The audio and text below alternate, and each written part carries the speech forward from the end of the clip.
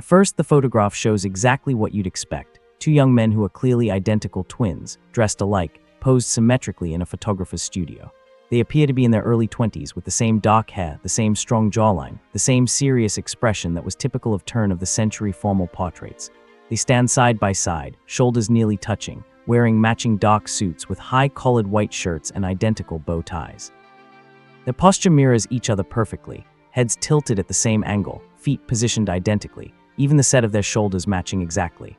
The photographer had clearly arranged them to emphasize their remarkable similarity, creating a composition that celebrated their identical nature. Behind them hangs a painted studio backdrop showing a formal garden scene with stone columns and climbing ivy. The floor beneath their feet shows the typical pattern of a professional photography studio carpet. Everything about the image suggests this was a formal portrait, probably commissioned by proud parents or perhaps the young men themselves, documenting their striking resemblance. But then you notice what the twin on the right is holding. In his left hand, held low at his side and almost casually, is a small leather-bound book. At first glance, it might seem like a Bible or prayer book, common props in formal portraits of this era, but look more closely at the twin on the left. His hands hang empty at his sides, positioned exactly as his brother's right hand is positioned. The symmetry is broken by that single object. Why would identical twins, dressed identically, posed identically, have different props? Why would the photographer, clearly obsessed with creating a perfectly symmetrical composition, allow this single element to disrupt the mirror image he'd so carefully constructed? And if you look even more closely, you can see something else. The book isn't positioned casually. The twin is gripping it tightly, his fingers pressed into the leather cover with enough force that you can see the tension in his hand. This isn't a decorative prop. This is something he insisted on holding, something important enough to break the perfect symmetry of the portrait. Professor Sarah Chen had been examining this photograph for 2 hours when she finally admitted she needed help. As curator of early American photography at the San Francisco Historical Museum, Sarah had analyzed thousands of turn-of-the-century portraits during her 14 years in the position. But this image, donated as part of the Williamson family collection from Pacific Heights, contained a puzzle she couldn't solve alone. She'd photographed the image with high-resolution equipment, examining every detail. The book measured perhaps 5 inches by 7 inches, bound in dark leather that showed signs of wear even in the photograph. On the cover, barely visible in the image, were what looked like initials or a monogram embossed in gold, though the resolution wasn't quite sharp enough to read them clearly. What troubled Sarah most was the expression on the twins' faces. At first, they looked identical, serious, formal, appropriate for the era. But the more she studied them, the more she noticed subtle differences. The twin on the right, the one holding the book, had a slight tightness around his eyes, a tension in his jaw that his brother didn't share. The twin on the left looked calm, even serene. His brother looked, anxious, determined, defiant. On the back of the photograph, written in faded ink, was basic information: Thomas and William Mercer, San Francisco, May 1903. And below that, in different handwriting, possibly added later, 1 year before. 1 year before what? Sarah reached out to Dr. Marcus Liu, a colleague at UC Berkeley who specialized in California history and family genealogy. When she described the photograph and the mysterious book, Marcus agreed to visit the following day. Marcus arrived carrying his laptop and several reference books on San Francisco families. Together, they examined the photograph projected on Sarah's office wall. The Mercer twins stared down at them, one gripping his mysterious book, both frozen in 1903. "Let me search the name," Marcus said, opening his laptop. Within minutes, he'd found references to the Mercer family in San Francisco city directories and census records from the turn of the century. Thomas and William Mercer, born 1881, sons of Robert Mercer, a shipping merchant. The 1900 census showed both young men living at home, both listed as clerks in their father's business. By 1910, only William Mercer appeared in the records, still working in shipping, now married with 1 child. Thomas Mercer had disappeared from the records entirely. 1 year before, Sarah said quietly, remembering the notation on the back of the photograph. This was taken in May 1903. Something happened in 1904. Marcus searched newspaper archives. And there it was, a brief obituary in the San Francisco Chronicle dated April 15, 1904. Thomas Mercer, age 23, died April 14 at his family's residence. Services will be private. In lieu of flowers, donations may be made to the California Society for Prevention. Prevention of what? The obituary didn't say, but Marcus found something else. In the weeks before Thomas's death, there had been several small news items about a scandal involving a young man from a prominent shipping family who had been discovered in what the newspapers delicately called inappropriate circumstances with another man. The articles never named the individual, referring only to a disgrace to his family and behavior that cannot be tolerated in decent society. The dates matched. The family business matched. And then Marcus found the coroner's report, filed with the county but never published in the newspapers. Thomas Mercer, age 23, cause of death, poisoning self-administered, probable suicide. Sarah stared at the photograph with new understanding. The book Thomas was holding, gripped so tightly in his hand. What if it wasn't a Bible or prayer book? What if it was something else? A diary, a journal. Something he needed to hold on to, even in this formal portrait, because it contained his truth, his real self, the part of him that society said couldn't exist. We need to find out if that book survived, Sarah said. If the family kept anything from his personal effects. The Williamson family, who had donated the photograph collection, were descendants of William Mercer, Thomas's twin brother. Sarah contacted them, explaining what she'd discovered and asking if any of Thomas's belongings had been preserved. 2 weeks later, she received a phone call from Margaret Williamson Chen, age 68, William Mercer's great-granddaughter. My grandmother had a trunk in her attic, Margaret said. After William died in 1952, my mother inherited it but never went through it. I found it when I was cleaning out her house after she passed. Most of it was business papers and old photographs, but there was a book, a leather-bound journal. Sarah's heart raced. Did you read it? Some of it, Margaret said carefully. Enough to understand why my great-great-uncle Thomas might have. Why things ended the way they did. Would you like to see it? Margaret brought the journal to the museum the following week. Sarah handled it carefully, wearing conservation gloves. The leather binding was worn but intact, the gold-embossed initials on the cover clearly visible. T.M. Thomas Mercer. The same book from the photograph, 120 years later. Sarah opened the journal carefully. The pages were filled with Thomas's handwriting, entries dating from 1900 to early 1904. She began reading with Margaret's permission while Marcus took notes. Most entries were mundane, daily activities, business observations, family events. Scattered throughout were entries that revealed Thomas's inner life, written in careful language that nonetheless conveyed truths he could never speak aloud.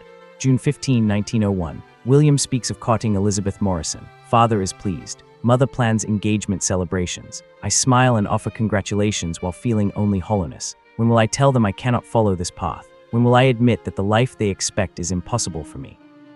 September 3, 1901. Met Jay at the bookshop again today. We spoke of literature, of poetry, of ideas. When our hands touched reaching for the same volume, I felt something I have never felt with any woman, never felt with anyone before. He felt it too. I could see it in his eyes. But what can we do? What future exists for men like us? December 10, 1901. Jay and I have begun meeting regularly, carefully, in places where we won't be noticed. We pretend to discuss business, books, mutual interests. But what we're really doing is building something that has no name, something society insists cannot exist. I've never been happier. I've never been more terrified. The entries continue, documenting a relationship that deepened over 2 years. Thomas never wrote Jay's full name, perhaps protecting him even in this private journal. But the entries made clear this was the central relationship of Thomas's life, a love he could never acknowledge publicly. March 12, 1903. William and I had our portrait made today at Hamilton Studios. Mother insisted we have a formal photograph, said we should document our identical nature while we're young. I brought this journal to the studio. Foolish, perhaps, but I needed to hold something real, something true in that photograph where everything else was performance. William looked at me strangely when I insisted on holding it, but he didn't ask questions. We never talk about what I am, what I feel. He knows, I think, but we maintain the fiction that he doesn't. April 20, 1903. Jay has been offered employment in Los Angeles. He must leave San Francisco by June. He asked me to come with him, to build a life together away from family expectations, to live honestly even if we must live quietly. I told him I would consider it, but how can I abandon my family?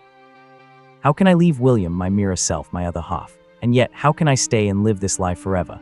The entries from late 1903 and early 1904 grew darker. Jay had moved to Los Angeles. Thomas had stayed in San Francisco, unable to bring himself to leave. His family had intensified pressure for him to marry, to settle down, to fulfill the expectations of his position. And then, in February 1904, disaster. February 18, 1904, we were seen. Someone observed Jay and me during his brief visit to the city last week. Someone who knew my father, who recognized the Mercer name. Father received a letter today. I could hear him shouting from his study. Mother was weeping. They haven't confronted me directly yet, but I know what's coming.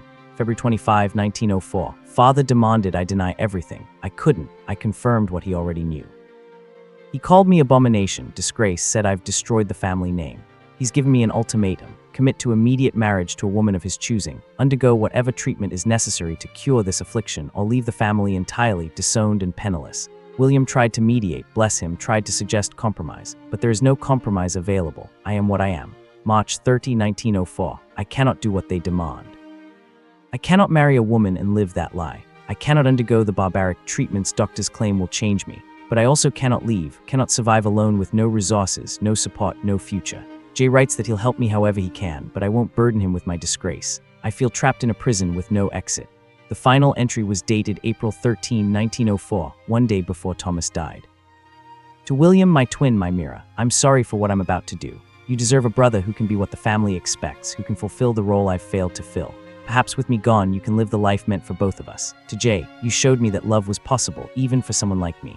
I'm grateful for every moment, every stolen hour, every touch that reminded me I was human and deserving of affection. I'm sorry I wasn't brave enough to choose the life you offered.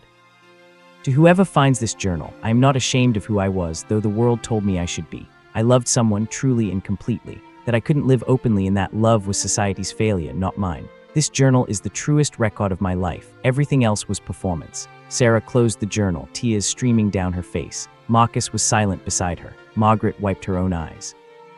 My great-great-uncle died because he couldn't be who he really was, Margaret said quietly. Because in 1904, there was no space for men who loved other men to exist openly and safely. So he held onto this journal, this record of his truth, even in that portrait where he had to pretend to be something he wasn't. Sarah organized an exhibition titled Hidden Truths, Lives Lived in the Margins. The centerpiece was the photograph of Thomas and William Mercer, displayed alongside Thomas's journal, open to the entry where he explained why he'd insisted on holding it during the portrait session. The exhibition drew enormous crowds and significant attention. Visitors stood before the photograph, seeing it with new understanding, not just identical twins, but two young men with vastly different fates. William had lived a full life married, had children, died at 71. Thomas had died at 23, unable to reconcile who he was with what the world demanded. The photograph became a powerful symbol, Thomas gripping his journal, literally holding onto his truth in the only way he safely could, breaking the perfect symmetry of the portrait to assert that he was different, that his life and his love mattered even though they couldn't be openly acknowledged. Descendants of the Mercer family attended the exhibition. Some were supportive, grateful that Thomas's story could finally be told. Others were uncomfortable, wished the journal had remained private, felt the family name was being tarnished by association with what they still considered shameful. But Margaret Williamson Chen stood firm in her decision to share Thomas's story. He died in silence and shame, she said at the exhibition opening. The least we can do now is let him speak, let his truth be known, let people understand what was lost when society refused to accept people like him. The journal was preserved in the museum's collection. Researchers studied it, documenting the language Thomas used to describe his feelings, the coded references he employed, the careful way he wrote about his relationship to protect both himself and Jay from discovery. A researcher found more information about Jay, identified through cross-referencing with Los Angeles city directories and census records from the period. His full name was Jonathan Pierce, and he had lived in Los Angeles until his death in 1948 at age 69. He had never married. In his personal effects, his family found a photograph of a young man who looked remarkably like the twin in the 1903 portrait, the same dark hair, the same strong features. On the back, in faded ink, someone had written simply, "T always remembered." Sarah worked with Marcus to create educational materials about the exhibition, partnering with organizations that supported young people struggling with identity and family acceptance. The photograph of the Mercer twins, with Thomas gripping his journal, became an image used in presentations about historical treatment of people whose identities didn't conform to societal expectations. A year after the exhibition opened, Sarah received a letter from a young man who had visited with his high school class. "I saw the photograph of Thomas Mercer holding his journal," the letter read. "I understood immediately why he needed to hold on to something real in that portrait where everything else was fake. I came out to my family last week. It was hard, but I thought about Thomas, about how he died because he couldn't do what I just did. I held onto the truth like he held onto that journal, and I spoke it aloud. Thank you for showing me his story. It gave me courage." The photograph remained on display in the museum's permanent collection. The journal sat in a climate-controlled case beside it, open to the final entry where Thomas addressed his twin brother, the person who shared his face but could never share his truth. Visitors would stand before the image, studying the two identical young men, seeing past the surface similarity to recognize the profound difference. One who could live openly in the world as he truly was, and one who held onto his truth in the pages of a leather-bound journal, gripping it tightly even in a photograph, refusing to let go even when letting go might have made his life easier. Sometimes the smallest details in a photograph tell the biggest stories. Sometimes you just need to notice what someone is holding to understand what they were fighting to keep, not just an object, but an identity, a love, a truth that the world said couldn't exist, but that existed nonetheless, documented forever in a young man's desperate grip on a leather-bound journal in a portrait from 1903.